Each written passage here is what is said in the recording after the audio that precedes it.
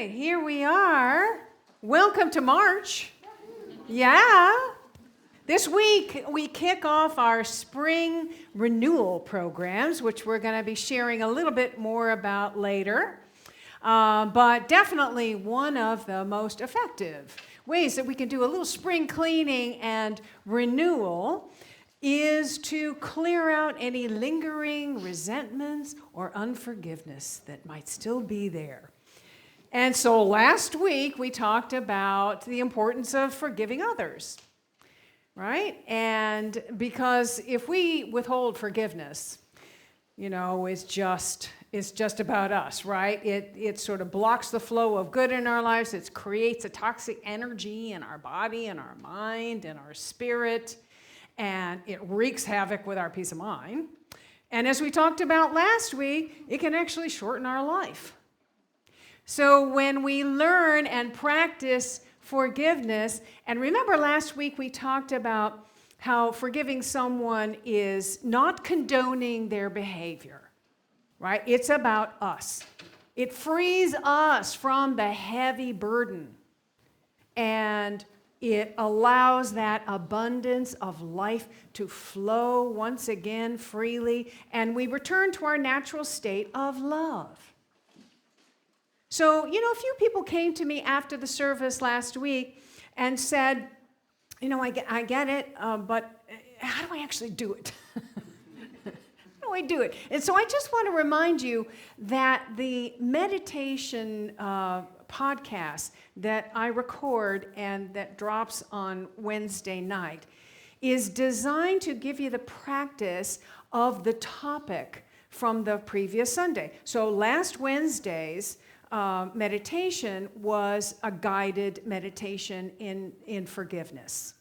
So I just want to let you know that that's a resource, free resource available to you, and it can really help make the difference. All right, so today we're going to talk about self-forgiveness, which is just as difficult, if not more so, than forgiving others, right? Some of us are harder on ourselves than we would ever be on anyone else. And that still, our own lack of self-forgiveness is just as poisonous, right, to our mind, body, and spirit. And also self-criticism, that can really erode our sense of self-worth. And our level of self-worth determines the level of good that we can allow in our lives. So if my self-worth is low, I'm probably not going to be attracting into my life a wonderful, loving, healthy relationship, or a terrific, high-paying job, or some wonderful, magical experience in my life. Because it doesn't match, you see. It doesn't match.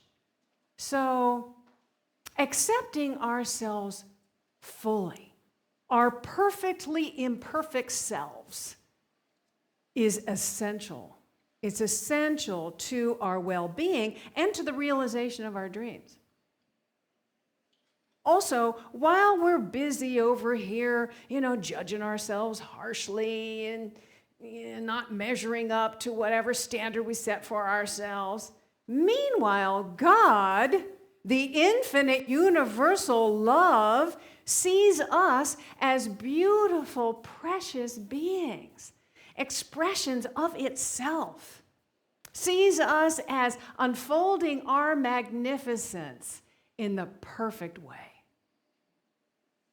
So why are we so hard on ourselves?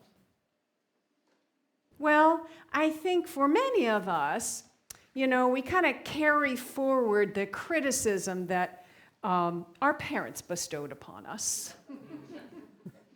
What did you do? What's wrong with you, right? What were you thinking? Why can't you be more like Timmy or Sally?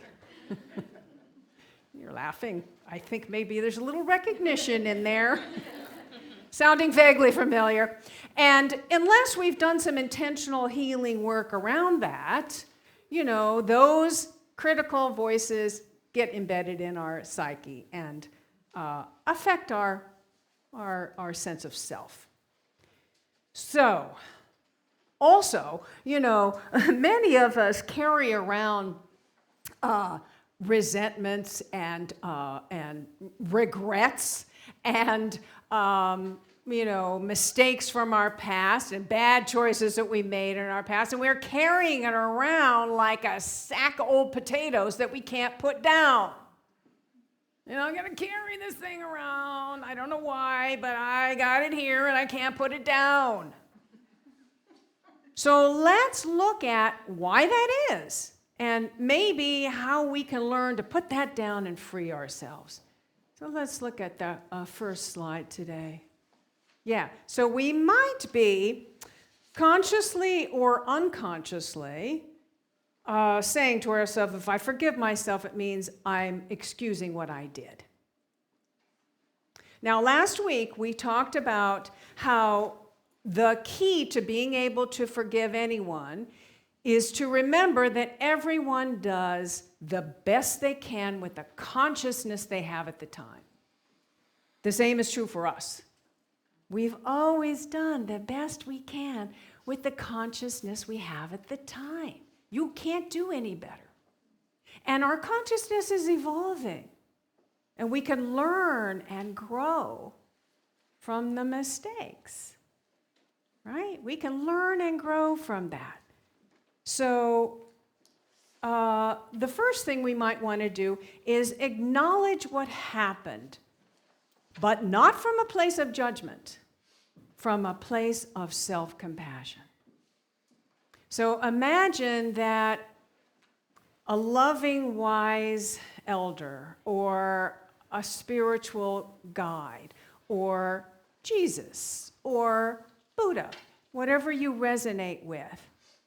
Imagine yourself speaking to you like that spiritual being would speak to you, with compassion, with understanding, with love, right? So you want to kind of get into that place before you ask these questions of yourself.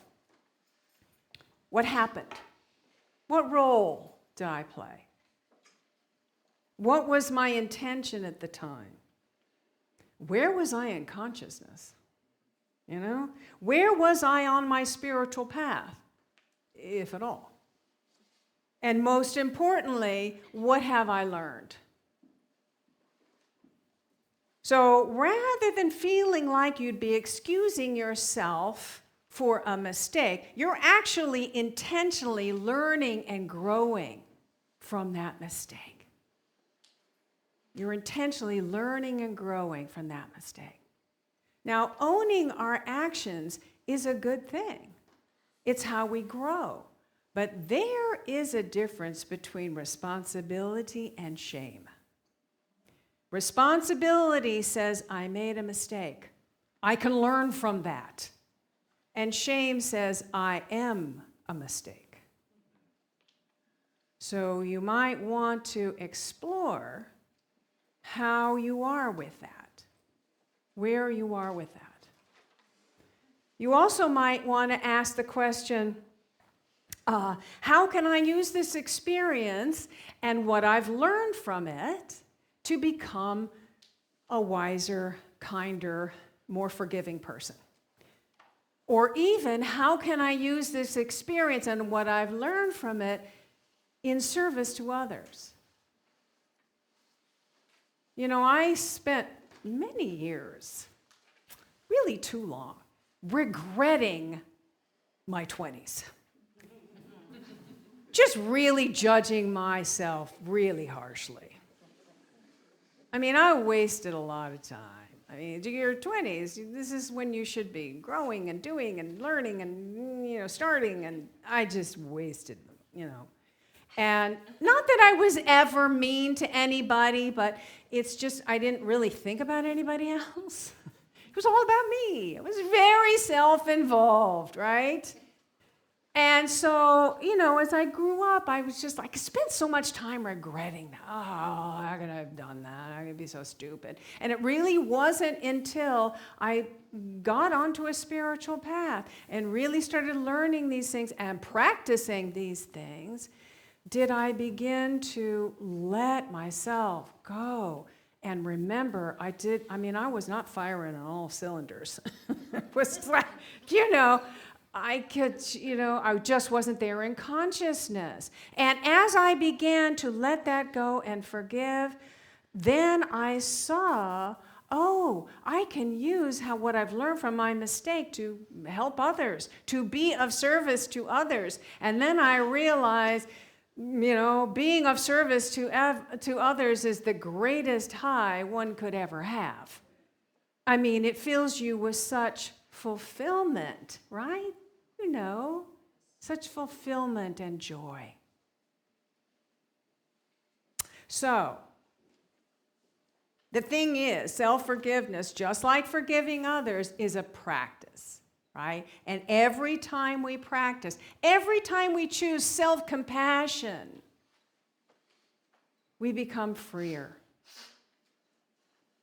All right, let's look at the next one. So secondly, for some, it's I don't deserve forgiveness. I have to keep punishing myself to make up for what I did. Now, this is all unconscious, right? Here's the thing, even if we believe, and maybe it's just intellectually, that we are loved unconditionally by a divine presence, when it comes to our past mistakes, we can hold on to those things like a best buddy. And even though we know deep down that holding on to guilt is not a path to freedom. It's a path to suffering, right? And spiritual maturity is not measured by self-punishment. It's measured by our response to life and how we grow from our mistakes.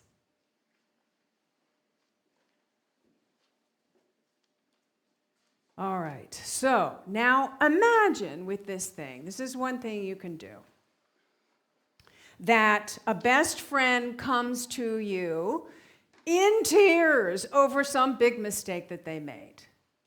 My guess is you would not criticize them. You would not condemn them. You would offer them compassion. You would offer them comfort. You would offer them understanding, right? Yeah.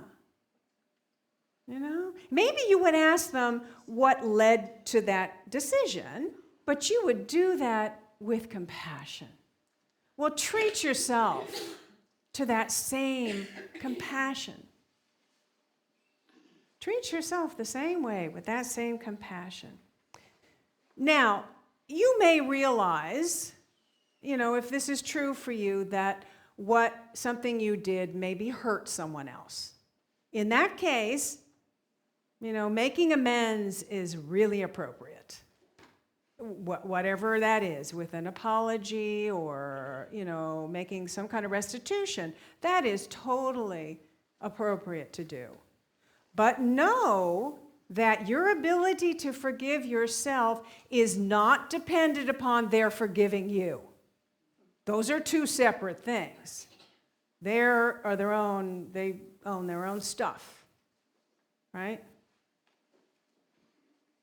Okay, so now, we're finally ready for step 3, which is to release the weight. We're finally ready to put down that sack of old potatoes. We're ready to let it go. No amount of regret ever changes the past. It just keeps us in pain in the present, right? So now it is time for us to declare, I will not let this define me anymore. Take a deep breath. Let's affirm this together. I will not let this define me anymore. One more time. I will not let this define me anymore. Yeah, and you know, it doesn't matter what we have done, nothing we have done in the past, nothing we could do in the future could ever really change our true spiritual self, our true essence, our divine essence that I am. Nothing that happens to us or we can do can change that. That might be the idea that Ricky Byers-Beckwith wrote the song, The Land of I Am, about. So let's affirm this together. Yeah, it's up there. Okay. So we're talking about that eternal divine self. That I am is the eternal divine self. Let's try repeating this together. Ready? More than I have been, I am. More than I will be, I am. All that I am. One more time. More than I have been, I am. More than I will be, I am. All that I am. One more time. More than I have been, I am. More than I will be, I am. All that I am. We're practicing a sacred act of healing and transformation. That's what self-forgiveness is, a sacred act of healing and transformation. So Maya Angelou shared a story in her book, Wouldn't Take Nothing from My Journey Now. Anybody read that book? She shares some stories, and she's sharing a story about when she's 24, she goes and she takes voice lessons. And her voice teacher introduces her to a Unity book, Lessons in Truth, by Emily Cady. Now, the writings of Emily Cady actually inspired the Fillmores, and it was the first book that they published in 1903. And the ideas in that book are just as current today. And so the teacher had Maya read aloud a sentence that she had written in there about when she realized that God loved her. And she wrote, God loves me. And so he said to her, read that aloud, Maya. God loves me. And so she did, and he said, and again, read it again. And then again, read it again. And again. And she was getting a little annoyed because it's like, what does this have to do with voice lessons? You know? And by the way, she was agnostic at the time, so, you know, like this was not working for her. But finally, by the 7th time, she really got it. And she says in the book, she says, after about the 7th repetition, I began to sense that there might be truth in the statement, that there was a possibility God really did love me. Me, Maya Angelou. I suddenly began to cry at the grandness of it all. I knew that if God loved me, then I could do wonderful things. I could try great things. I could learn anything. I could achieve anything. For what could stand against me with God, since one person, any person with God, constitutes a majority? Yeah. And she had made many mistakes in her life. She writes about this, you know. So if she can accept unconditional love and forgiveness, so can you. So I'd like to do a little exercise with this, all right, around this. Now, knowing that a lot of us kind of have uncomfortableness with the word God because we associate it. It's that old idea of God outside of us on a cloud somewhere, looking down at us, judging us. So I invite you to use a different word. Whatever is meaningful for you, whether that's Great Spirit or divine love or universal love or source energy. Think of maybe a word you could use, and we're going to say this, together, and with another affirmation. So take a deep breath. Place your hand over your heart. Be present there.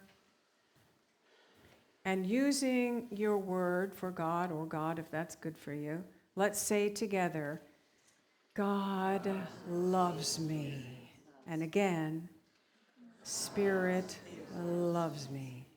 One more time. Divine Source loves me. And from that place, we're going to affirm, and it's on the screen there. Together, I am worthy of love. I am worthy of healing. I am worthy of forgiveness. Once again, I am worthy of love. I am worthy of healing. I am worthy of forgiveness. One more time. I am worthy of love. I am worthy of healing. I am worthy of forgiveness. Yes, you are. Yes, you are. Really feel that in your soul. All right. Breathe that in. Now you have some tools to work with. Remember the meditation on Wednesday, that I will be leading that in that. So you have that tool. And let's just put that sack of potatoes down. We are surrendering what no longer serves us to that infinite divine presence. Just allow that to happen and accept the unconditional love that is there waiting for you. All right. Namaste. Aho. Aho. Hi, it's Reverend Victoria here. I'm at Unity Center of Peace with our house band, Bright Matter. Hello. Yeah, and if this video has inspired you or empowered you or opened your heart, opened your consciousness, or even just given you hope, we ask that you support what we're doing here by making a donation today, going to unitychapelhill.org or clicking the link below. And we thank you. Thank Thank you.